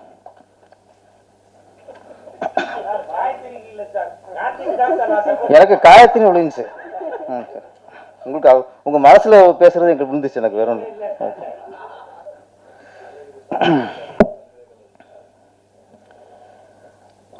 பிரசாத் லேப் இந்த மேடை அதிக நேரங்கள் நாங்கள் செலவிட்ட மேடை. அதிக நேரம் அதிக விழாக்களில் நான் இன்னும் பலர் ஒருவரோடு பங்கெடுத்து செலவிட்டோம். பல தருணங்கள் ஒன்றாக பயணித்தோம். பூஜையாக இருக்கட்டும், படம் சில படம் பார்க்கறதா இருக்கட்டும், ஆடியோ லான்ச் என் கையிலும் தயாரிப்பாளர் கே ராஜனின் அந்த இரும்பு கரங்களும் சேர்ந்து பல இசை தட்டுகளை வெளியிட்டிருக்கிறோம்.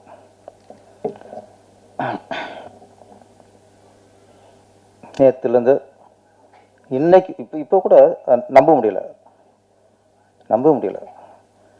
ஏன்னா ஒருத்தர் ஒரு யாரோ தயாரிப்பாளர், ஒரு நடிகரை, யாரோ ஒருத்தர் சூசைட் பண்ணிட்டார் அப்படின்னா அந்த கேரக்டரை பொறுத்து நம்ம நம்பிடுவோம். ஒரு பல வருஷத்துக்கு முன்னாடி ஜிவி அப்படின்னு ஒரு தயாரிப்பாளர், ஜி வெங்கடேசன், அதான் நாயகன் படம், மௌனரகம் படமும் தயாரித்தவர். அவருக்கே ஒரு கடன் பிரச்சனை. அவர் இந்த மாதிரி சூசைட் பண்ணிட்டார், தற்கொலை. அப்போ அதுக்கு காரணம் தெரிஞ்சது, இந்த கடன் தொழிலில் இறந்துட்டார். ஓகே, காரணம் தெரிஞ்சு நம்மளுக்கு. அப்போ இறந்துட்டாருன்னு ஒரு அணுவாக போட்டோம். இப்படி ஒரு இவ்வளவு பிரமாண்டமாக படம் பண்ண ஒரு தயாரிப்பாளருக்கு எப்படியா அப்படிங்கிறது நம்ம ஆதங்கப்பட்டோம். இந்த கே ராஜன்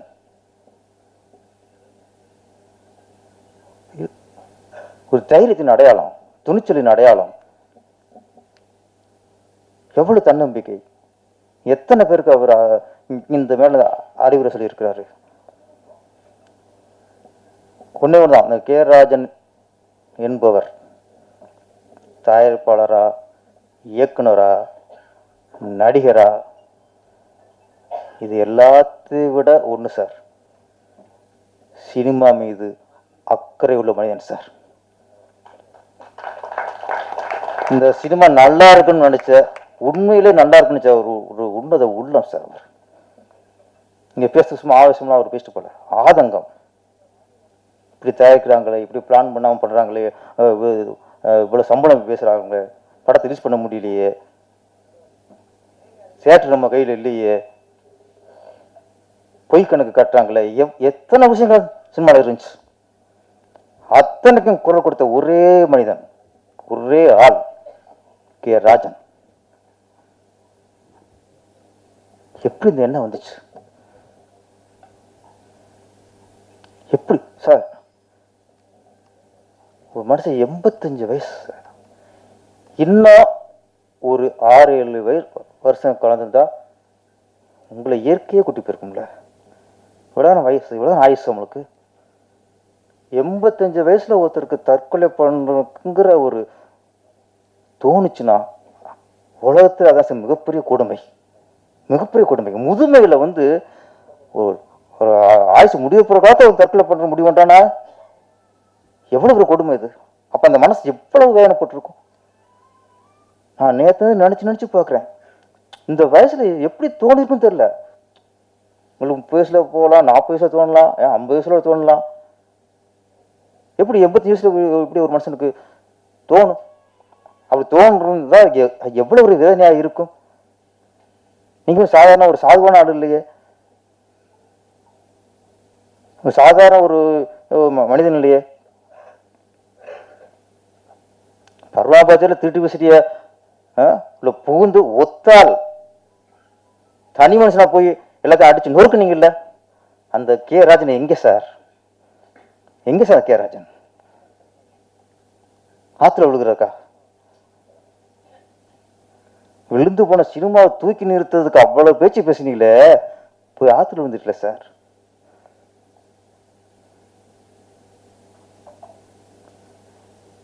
புரியல நம்மளுக்கு. அப்போ எதை நம்புறோன்னு தெரியல. ஒருத்தர் இவ்வளவு தைரியமா இருக்காரு, இவ்வளவு துணிச்சலா இருக்காருன்னா அப்ப அங்கேயும் விதி விளையாடுது. என்ன பிரச்சனைங்கிறது நம்ம யாருக்கும் தெரியாது, என்ன யாரும் தெரியாது. ஆனா ஒரு விஷயம் சொல்லுவார் சார், நான் வந்து டோட்டலா எல்லாத்தையுமே நான் ஒரு விஷயத்தை ஓப்பனாக சொல்றேன். இங்கே பல இசை வீட்டுக்கு நான் வந்திருக்கோம். அங்கே உள்ள ரூமில் பேசுவோம். என்கிட்ட ஒரு 2-3 தடவை ஒரு விஷயம் பேசியிருக்காரு. எங்கிட்ட மட்டும் இல்லை, சில உட்கார பேசியிருக்காரு. அப்போ தான் அவர் முகத்தில் ஒரு கவலையை பார்த்தோம். மற்றெல்லாம் போர்டு அவர் ஆட்டுக்கு ரொம்ப அப்படி இருப்பார், இரும்பு மனித மாதிரி இருப்பார். நான் நிறைய பேருக்கு கடன் கொடுத்துருக்கேன். என்கிட்ட கடன் வாங்கும்போது அவ்வளவு அவங்க சூழ்நிலை சொல்லி நாமள பாவம் பார்த்து கோடிக்கணக்கில் என் கடன் வெளியே இருக்கு. ஆனால் ஒரு ரூபாயை திரும்பி தர மாட்டேங்கிறான். கேட்டுக்கிட்டு பார்க்குறேன், தர மாட்டேங்கிறான். இந்த ஒரு விஷயம் மட்டும் அவர் பர்சனலாக எங்களுக்கு தெரியும். நிறைய பேரை கடன் கொடுத்து அவனால் வாங்க முடியலைங்கிற மட்டும் தெரியும். ஆனால் எனக்கு என்ன, இது வந்து அவருக்கு அவருடைய மரணத்துக்கு காரணமாக இருக்குமான்னா அது தெரியல. நம்ம பணம் கொடுக்க வேண்டிய இருக்குன்னா தான் அது வரும். போனால் போயிட்டு போகுது, 5 கோடியா 10 கோடியா தரலையா போ அப்படின்னு நினைக்கிறாலே ராஜன் சார். இந்த முடிவு எடுத்து பெரிய விஷயம். என்னன்னா அப்போ இன்ட்ரெஸ்ட் என்ன சார், இப்போ ஒரு தயாரிப்பாளர் இறந்துட்டாலே படம் பண்ணி கடனாளி இறந்துட்டாருங்கிற மாதிரி தான் எல்லாரும் பேசுறாங்க. இப்போ அதுக்கும் வாய்ப்பு இல்லை. அவர் படம் பண்ணி பல வருஷம் ஆயிடுச்சு, அதுக்கும் வாய்ப்பு இல்லை. ஆனால் இன்ட்ரெஸ்ட் நான் சொல்றேன், அவர் இந்த நேரத்தை சொல்லிக்கிறது,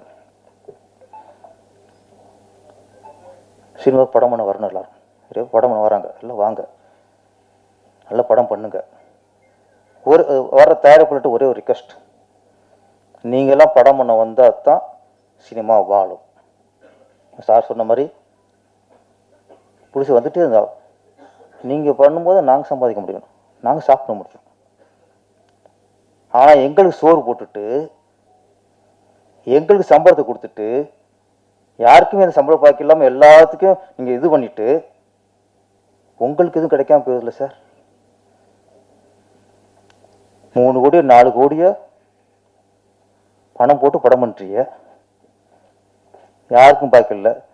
இப்போ நான் படம் டேரக்டர் வச்சுக்கல, எனக்கு படம் பாக்கி நான் ஒன்று கம்மி கொடுத்துருவேன். பெப்சியில் கேமராமேனுக்கு பணம் வரல அப்படின்னா அவருக்கு சங்கத்தில் கம்மி கொடுத்துருவாரு. ஒரு மேக்கப் எனக்கு பேலன்ஸ் இருக்குன்னா அவரு போய் அவர் சங்கத்துக்கு கம்மி கொடுத்துறாரு. அப்போ இந்த சங்கங்கள்லாம் என்ன பண்ணுது, அவங்க டெக்னீஷியனுக்கு என்னென்ன தேவையோ வாங்கி கொடுத்தா படம் ரிலீஸ் பண்ண முடியும். அப்போ 3 கோடி 4 கோடிக்கு படம் பண்ணுற ஒரு ப்ரொடியூசர் வந்து எல்லாருக்கும் செட்டில் பண்ணால் தான் படத்தை ரிலீஸ் பண்ண முடியும். ஏன்னா எல்லா டெக்னீஷியனுக்கும் சங்கம் இருக்குது இன்னைக்கு. ஆனால் நீங்கள் 3 கோடி 4 கோடி எல்லாம் செட்டில் பண்ணிட்டு படத்தை ரிலீஸ் பண்ணிட்டு அந்த 4 கோடிக்கு பிடிச்சது கிடைக்குதா? லாபம் தேவையில்லை, போட்ட காசு கிடைக்குதா? விழிப்புணர்வு வேணும் சொல்லணும். படம் வர்றவங்களுக்கு எல்லாருமே வியாபாரம் இருக்கணும், அவங்களும் சம்பாதிக்கணும், நம்மளையும் சம்பளம் கொடுக்கணும். அப்போ புதுசாக வர தயாரிப்பாளர்கள் தயவுசெய்து சொல்கிறேன், நீங்கள் படம் பண்ண வாங்க. அதே நேரத்தில் ஒரே ஒரு விஷயம், நீங்கள் யாரை வச்சு படம் பண்ணுறீங்க, யார் டைரக்டர், யார் ஹீரோ, என்ன பட்ஜெட். நீங்கள் ஒரு முறை தயாரிப்பு சங்கம்னு ஒன்று இருக்குது, அங்கே நிறைய சீனியர்ஸ் இருக்காங்க, நிறைய வழிகாட்டிலாம் இருக்காங்க, நிறைய படம் பண்ண அனுபவம் இருக்காங்க. ஒன்றுமே இல்லை சார், இதான் கதை, ஒரு டைரக்டர் ஒரு ஹீரோ இந்த பட்ஜெட்டு சொல்கிறாங்க சார், படம் பண்ண போகிறோம் சார் அப்படின்னு அவங்கள்ட்ட உட்காந்து 2 நாள் 3 நாள் நீங்கள் ஒரு கவுன்சிலிங் உட்காருங்க சார். தேவையில்லாத செலவுலாம் பண்ண விடாமல் அவங்க பார்த்து ஓரளவு ஐடியா சொல்லுவாங்க.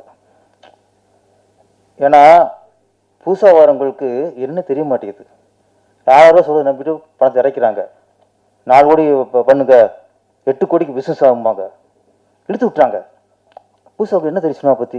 சாக்லேட்டு 1 கோடி போகுது, தியேட்டருக்கு 2 கோடி போகுது, ஓடிடி பிளாட்ஃபார்ம் அதுக்கு 2 கோடி போகுது. மயங்கிறாங்க சிலர். சினிமா வந்து நான் என்ன எதுக்கு சொல்கிறேன்னா, சினிமா நல்லா இருக்கணும்னு இப்போ சொல்கிறேன். நான் வந்து டெக்னீஷியன் தான், நான் ஒரு தொழிலாளி தான். இருந்தால் சொல்கிறேன், சினிமா நல்லா இருக்கணும்னா முதல்ல தயார் பண்ணா இருக்கணும் சார். ஒன்றுமே மாதிரி போயிடுச்சு. ஒரு பிடிச்சி வர்றாங்க, அடுத்த படம் பண்ண போகிறதில்ல. ஒரு பிடிச்சி வர்றாரு, ஒரு படம் தான். எத்தனை நாள் தாங்குங்கிறேன். வரவங்களும் ஒரு பிடிச்சி ஒரு படம் பண்ணிட்டு இருந்தாங்கன்னா எத்தனை காலம் சினிமா ஓடும்? வர ப்ரொடியூசர் வந்து ஒரு 5-6 படமாவது பண்ணாதான் ரவுண்டு இருக்கும். இப்படி ஒன்று எத்தனை வருவாங்க? அது மாதிரி இப்போ ஒரு ராஜன் சார் இறந்தவங்கன்னு கடன் சொல்லிட்டாங்க. அது இருக்க வாய்ப்பு இல்லை.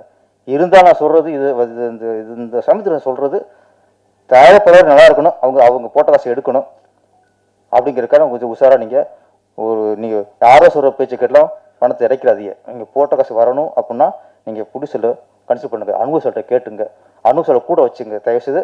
அப்போ தான் கொஞ்சம் நீங்கள் யார் ஏமாறாமல் இருப்பீங்க. சிலர் வருவாங்க, ஆசைக்கு படம் எடுப்பாங்க, வந்தால் வருது போனால் போகுது, அது பிரச்சனை இல்லை. நான் வீடு இருக்கேன், பையன் ஹீரோ, அவனுக்காக 3 கோடியாக இருக்கிறேன், அது லாபம் தேவையில்லை, அது பிரச்சனை இல்லை நம்மளுக்கு. அப்படின்னா கூட அதில் தேவையான செலவு பண்ணணும்ல. அது இது கொஞ்சம் இந்த சூழலை சொல்ல வேண்டிய. அப்புறம் இன்னொன்று ஒரு பேசினார் குல் சுரேஷும், சினிமாவில் ஒரே ஒரு விஷயம் மட்டும், அது ஊடகங்களும் சில இதில் மிகைப்படுத்தும். சில விஷயங்கள் பிரச்சனை போகிறது நல்லது. சினிமாக்காரங்களும் மனுஷங்க தான், இங்கே நடிகர்களும் மனுஷங்க தான், டைரக்டரும் மனுஷங்க தான், தயாரிப்பாளரும் மனுஷங்க தான், எல்லாம் மனுஷங்க தான். அவங்களுக்கு ஒரு பிரச்சனை இருக்கும், லைஃப் இருக்கும். இந்த விவாகரத்துங்கிற ஒரு விஷயம் இருக்குல்ல, இந்த ஒரு குடும்பத்தில் விவாகரத்துன்னு வந்தால் அது வந்து துக்க வீட்டுக்கு சமானம் சார். நம்ம வெளியே பார்வைக்கு நம்ம 1000 விமர்சனம் பண்ணிக்கலாம், அப்படி இருக்கலாம், இப்படி இருக்கலாம், இது அவங்க மேலே குத்தமாக இருக்கலாம், இவங்க மேலே குத்தமாக இருக்கலாம், நீங்கள் அம்மா பேசலாம். அந்த வீடு ஒரு துக்க வீட்டுக்கு சமானம். அதில் ஆண் மேலே தப்பா பெண் மேலே தப்பா தெரியாது. ஆண் தப்பு பண்ணியிருக்கலாம், இல்லை பெண்ணும் தப்பு பண்ணியிருக்கலாம். அதை நிர்ணயிக்க நம்ம இல்லை, அது கோர்ட் சொல்லுவோம். யாரும் தப்புன்னு கோர்ட்டு சொல்லுவோம், அது பார்த்துக்கட்டும். நம்ம யுகத்தில் போய் இவன் தப்பு பண்ணியிருப்பான், அந்த மாதிரி தப்பு பண்ணிருக்கு தேவையில்லை சார். அசிங்க சார். இன்னொரு குடும்பத்தை போட்டு அலசி ஆராயலாம் அவங்களுக்கு தேவையில்லை சார். அவன் கோர்ட்டு போனாலும் கோர்ட்டு அவன் பார்த்துக்கிட்டேன் சார். இன்னொன்று அவங்களும் பொதுவில் வரும்போது தான் அங்கே விமர்சனம் வருது. அவனோட சினிமா இங்கே வந்து நிறையா இந்த விமர்சனம் பேரில் நிறைய அதுவும் ரொம்ப விமர்சனம் நோக்கடிக்கிறாங்க. தம்பி நமக்கு வந்து ஒரே விஷயந்தான், ராஜன் சாருடைய ஆத்மா சாந்தி அடையணும். ஆமாம், அதுக்கெல்லாம் உள்ள இறைவனை வேண்டுகிறேன். அது இந்த விசாரணை கைதி நல்ல வெற்றி அடைந்து எங்கள் தயாரிப்பாளர் வெங்கடேஷ் சாரை தொடர்ந்து படம் பண்ணணும். தொடர்ந்து எங்கள் மாதிரி சின்ன சின்ன டெக்னிக்கெலாம் இங்கே கொஞ்சம் வாழ்வாரத்தை காப்பாற்றணும். இந்த படம் வெற்றி அடைந்து இந்த படத்தை ஒர்க் பண்ண நடிகரும் சரி, தொழில்நுட்ப கலைஞரும் சரி, எல்லாருக்கும் மிகப்பெரிய வெற்றி அடைய வாழ்த்துக்கு நன்றி, வணக்கம். பேரர் சார், ரொம்ப நன்றி சார், நீங்கள் வந்து எங்களை பாராட்டினது. தமிழ்ச்செல்வன் சார் உங்களுக்கு தான் சார். குல் சுரேஷ் சார், மகேந்திரன் சார் ரொம்ப நன்றி. முக்கியமாக ஒருத்தருக்கு நான் நன்றி சொல்லணும். இந்த படம் இந்த ஸ்டேஜ் இங்கே நிற்கிதுன்னா அது காரணம் திலக்குன்னு ஒருத்தர், அவர் இங்கே வரல, இருந்தாலும் அவருக்கு ஒரு மிகப்பெரிய நன்றி. அதுக்கப்புறம் இந்த ப்ரொடியூசர் வெங்கடேசன் சார் என் மேலே அவ்வளோ நம்பிக்கை வச்சு இந்த ப்ராஜெக்ட் கொடுத்தாரு. அவருக்கு என்னோடய காலம் முழுக்க நான் நன்றி கடன் பட்டிருக்கேன். நன்றி, வணக்கம்.